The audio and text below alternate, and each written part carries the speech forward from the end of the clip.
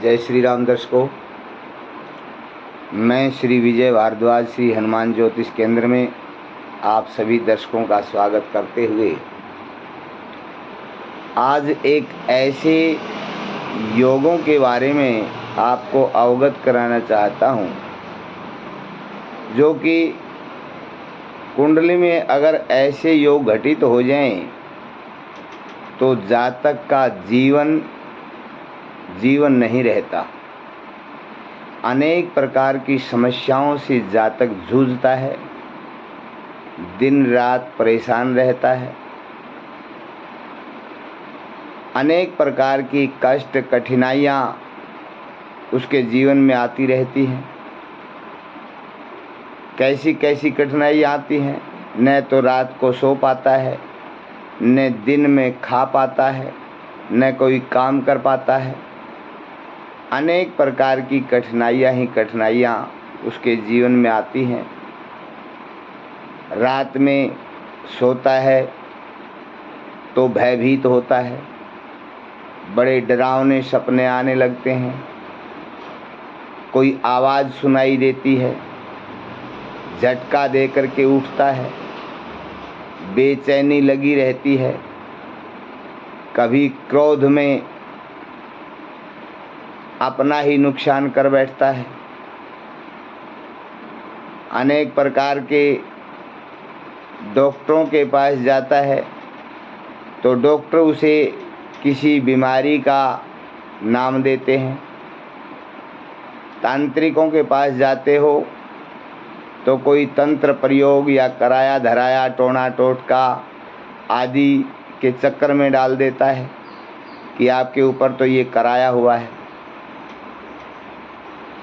किसी ज्योतिषी के पास जाते हो तो किसी ग्रह की दशा और योगों का योग दुर्योग बता करके आपको बताता है। वैसे देखा जाए तो तीनों अपनी अपनी जगह पर सही हैं, कोई गलत नहीं। क्योंकि जिसके पास जाओगे वो अपनी विद्या के अनुसार ही आपको बताएगा। लेकिन दोस्तों, जिसकी कुंडली में ऐसे दुर्योग लगे रहते हैं, ऐसे जातक तांत्रिकों के चक्रों में ज़्यादा घुसते हैं। क्योंकि डॉक्टरों के पास जाते हैं, डॉक्टर दवाई देते हैं, दवाई काम नहीं करती, परेशान हो जाते हैं। फिर कोई बता देता है कि फला जगह वो झाड़ फूक करने वाला वहाँ तांत्रिक बैठा है, उसके पास जाते हो तो तांत्रिक जाते ही अपने जाल में फंसा लेता है और वो जातक इतने फंस जाते हैं कि चाहने पर भी नहीं निकल सकते, क्योंकि भ्रमित हो जाते हैं। लेकिन वो तंत्र प्रयोग जो भी आप करते हैं, उससे भी आप अपने कष्ट से मुक्ति नहीं पा सकते। लेकिन अगर कोई ज्योतिषी आपको सही राह दिखाने वाला मिल जाए और आपको सही उपाय बताए तो आपका जीवन सार्थक हो सकता है। आप अपने जीवन में सब कुछ प्राप्त कर सकते हैं, इस भय से मुक्त हो सकते हैं। तो कैसे कैसे दुर्योग होते हैं कुंडली में, 2-4 योग मैं आज लेकर के आया हूँ। आप अपनी कुंडली उठाइए। अगर आपकी कुंडली में भी अगर ये दुर्योग हैं तो आप भी उन्हीं में से एक हैं और आज का वीडियो आपके लिए है। आप देखिए अपनी कुंडली में कि आपकी कुंडली में चंद्रमा और केतु की युति अगर 8वें भाव में है या 12वें भाव में है और किसी पाप ग्रह की दृष्टि भी पड़ रही है। पहला योग तो ये है। दूसरा योग है अगर आपकी कुंडली में मंगल और राहु की युति चौथे भाव में या 8वें भाव में, ये अंगारक योग हो गया। चौथा भाव हमारे सुखों का है। अगर चौथे भाव में ये योग होगा तो घर में आग लगाने जैसा काम हो जाएगा। कैसी आग? हर वक्त लड़ाई झगड़ा। जब भी घर में आओगे बेचैनी हो जाएगी, आपका खाना पीना सब हराम हो जाएगा। आपके पास सब कुछ होगा लेकिन सुख होगा न शांति होगी। आप इतने बेचैन हो जाएंगे। अगर अष्टम भाव में ये योग होगा और पाप दृष्ट होगा तो बार बार गिरना पड़ना, चोट लगना, एक्सीडेंट होना, दुर्घटनाओं से आप बच नहीं पाओगे। बार बार दुर्घटनाएं होती रहेंगी। अगर आपकी कुंडली में शनि और चंद्रमा की युति है तो इसको ज्योतिष में विष योग कहा गया है। चंद्रमा अगर राहु के साथ या केतु के साथ होता है तो ग्रहण योग होता है, लेकिन शनि के साथ बैठ जाता है तो विष योग होता है। ऐसा चंद्रमा शनि के साथ बैठ जाता है तो सबसे पहले जातक की बुद्धि को पकड़ता है। बुद्धि से कोई निर्णय नहीं ले पाता। और अगर ऐसा योग 12वें भाव में हो जाए तो, और ऊपर से किसी पाप ग्रह की दृष्टि पड़ जाए तो ऐसा जातक चारों तरफ निहारता रहता है, कोई रास्ता नजर नहीं आता। बार बार आत्महत्या के ख्यालात मन में आते हैं कि इससे अच्छा तो मर जाना ही अच्छा था। ऐसा दुर्योग है।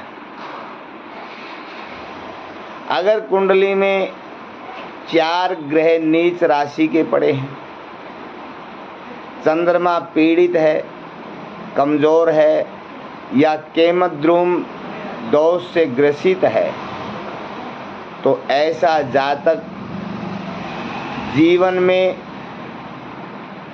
राजा का पुत्र हो तो भी भिखारी बनने से उसे कोई रोक नहीं सकता, रोड के ऊपर आ जाता है। ऐसा ये है योग। इस तरह के ये दुर्योग होते हैं।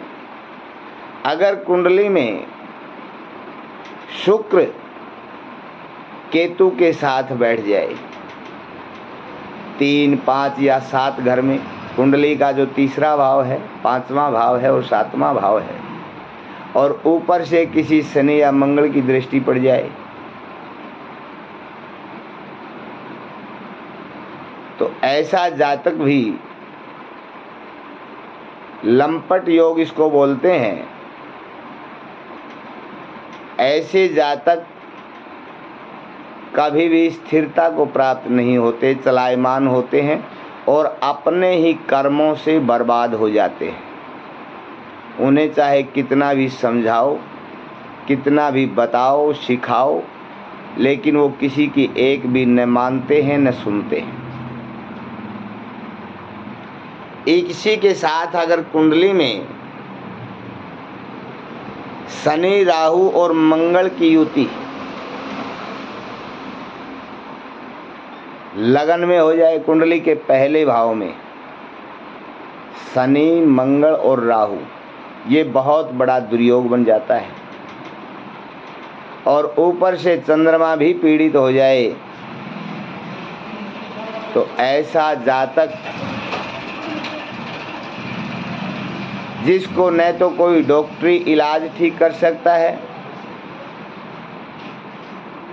और ना ही कोई अपने ज्ञान से समझा करके उसको रास्ता दिखा सकता है। ऐसे जातक का जीवन दूभर हो जाता है। वो न मरता है न जीता है, इतना कष्टकारक योग होता है। तो देखिए अपनी कुंडली में अगर ऐसे दुर्योग कुंडलियों में बहुत होते हैं, अनेक प्रकार के होते हैं, अगर ऐसे दुर्योग आपकी कुंडली में हैं तो आपके साथ ये अवश्य घटित होता होगा। आप बेचैन रहते होंगे, आपका मन नहीं लगता किसी कार्य में, कोई भी कार्य करते हैं असफलता ही देखने को मिलती है, किसी काम में भी आप सफल नहीं होते, आप हर समय बेचैन रहते हैं, आपके मन में एक प्रकार का भय बना रहता है। अगर आप भी ऐसी पीड़ा से ग्रसित हैं तो आज एक ऐसा अनुभूत उपाय मैं आपके लिए लेकर के आया हूँ। अगर आप इस उपाय को करेंगे तो आपका जीवन धन्य होगा, कहीं जाने की ज़रूरत नहीं, किसी के चक्कर में पड़ने की ज़रूरत नहीं।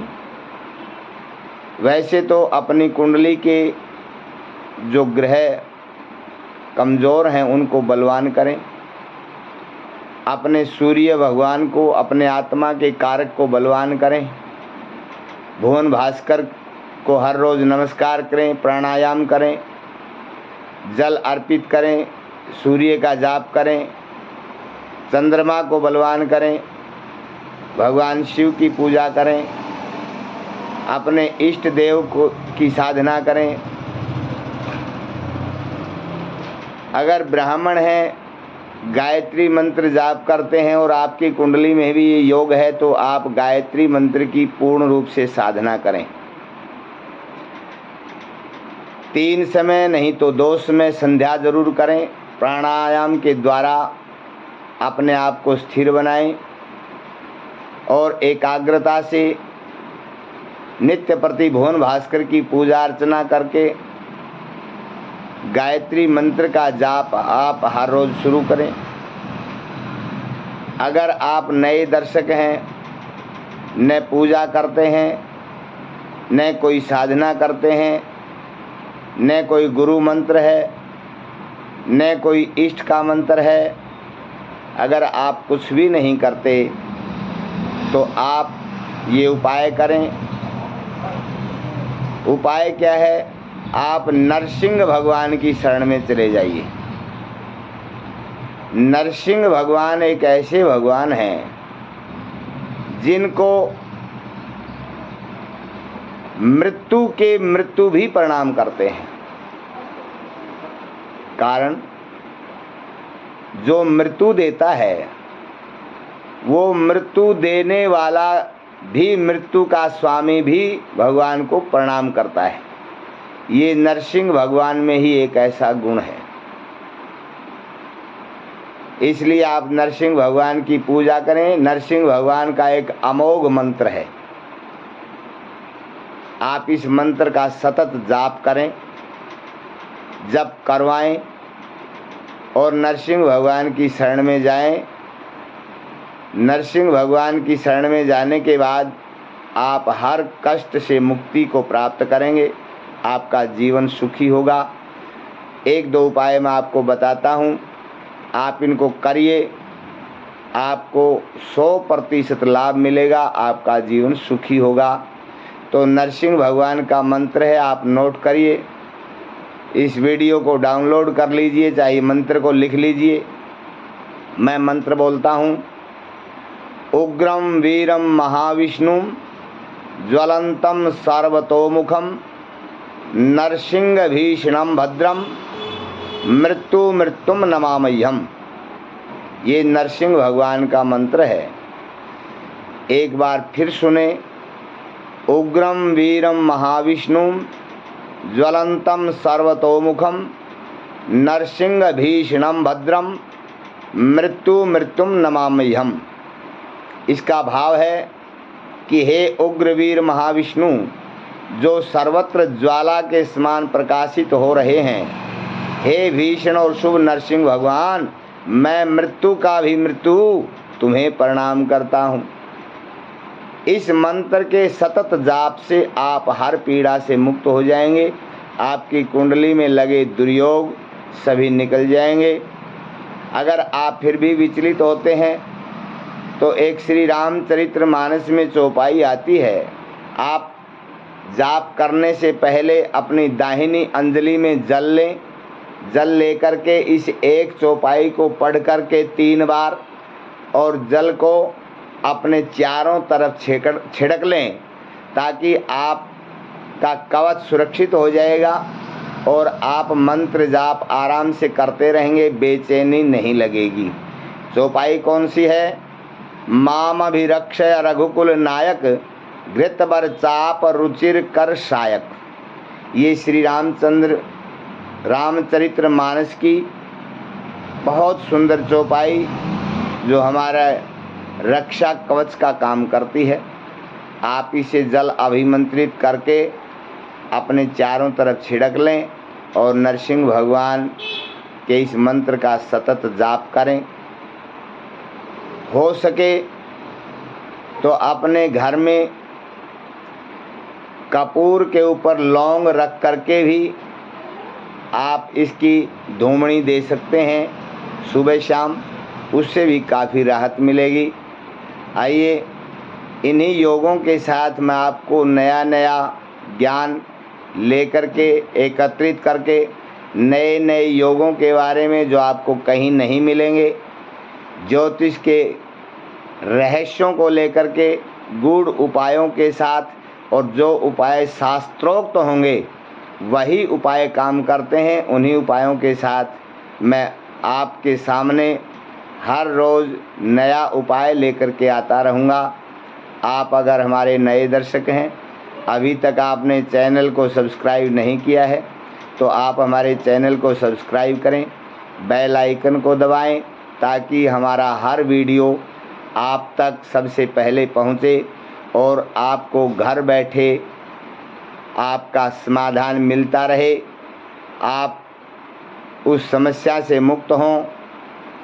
आप उपाय करें और आप अपने जीवन को धन्य बनाएं। आप सदैव हंसते रहें, मुस्कुराते रहें, आपका जीवन सदैव आबाद रहे। इसी कामना के साथ अगले वीडियो में मिलते हैं। जय श्री राम, जय श्री बालाजी।